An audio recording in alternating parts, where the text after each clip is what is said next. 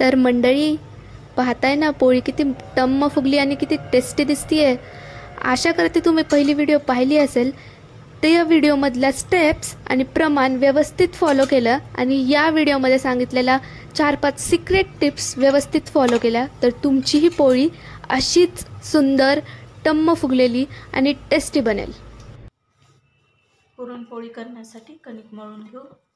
कणिक अशी छान थोडं थोडं पाणी घालून जसं मावल तसं पाणी टाकायचं आणि हळूहळू मळायची। थोडंसं मीठ घालायचं, थोडं तेल टाकायचं। कणिक जेवढी आपली मुरल तेवढी पुरणपोळी छान होते। त्यामुळे डाळ शिजायला लावली की कणिक मळून ठेवायची, पुरणपोळी एकदम छान होणार, मऊसूत। कणिक छान मळून झाली, मऊसूत अशी कणिक मळली। आता याच्यावर तेल टाकू आणि झाकून ठेवून देऊ।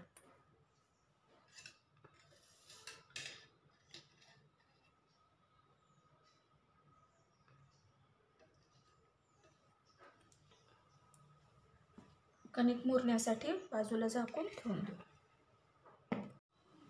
पुरण आपलं थंड झाले, कणिक पण छान मुरली। आता पोळ्या लाटायला घेऊ। आता पुरणपोळी लाटायला घेऊ। पण पुरणपोळीचं कसं आहे, पुरणपोळी अशी कॉटनच्या कपड्यावर लाटली ना ती सरसर लाटली जाते आणि खूप छान पातळ पण होते। कोणी कोणी हा कपडा वापरत नाही, असं छोटा रुमाल कॉटनचा स्वच्छ धुतलेला वापरायचा, त्यामुळे पुरणपोळी खूप छान लाटली जाते।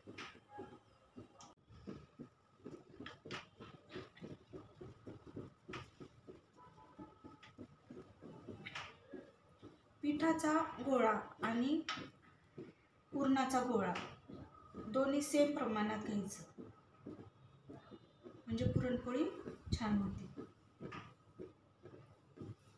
अशी वाटी करून घ्यायची।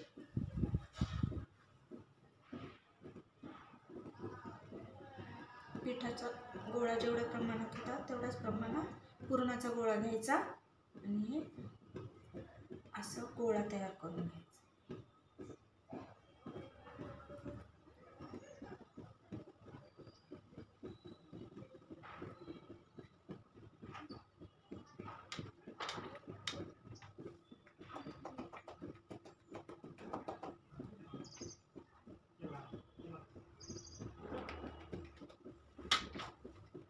सगळं गोळा दाबून घ्यायचा, म्हणजे पुरण सगळीकडे सारख्या प्रमाणात पसरलं जातं।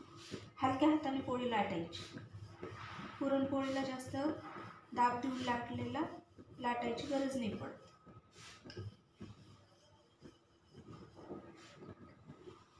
एक वेळेस पलटी करून घेऊ, पुन्हा हलक्या हाताने लाटून घेऊ।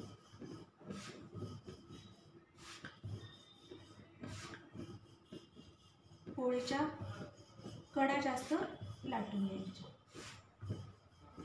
बघा, या सुती रुमालामुळं आपली पोळी पटपट लाटून झाली आणि पोळीमधलं पुरण पण सारख्या प्रमाणात सगळीकडं पसरलं जातं।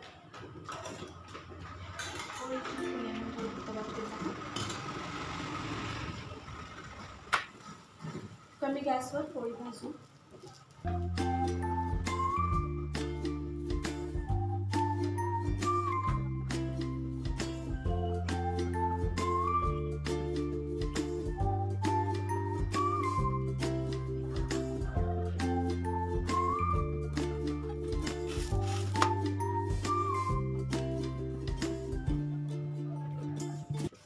कधीही पुरणपोळी भाजताना लक्षात ठेवायचं, अशी फिरून फिरून पोळी भाजायची, एकसारखी भाजली जाते।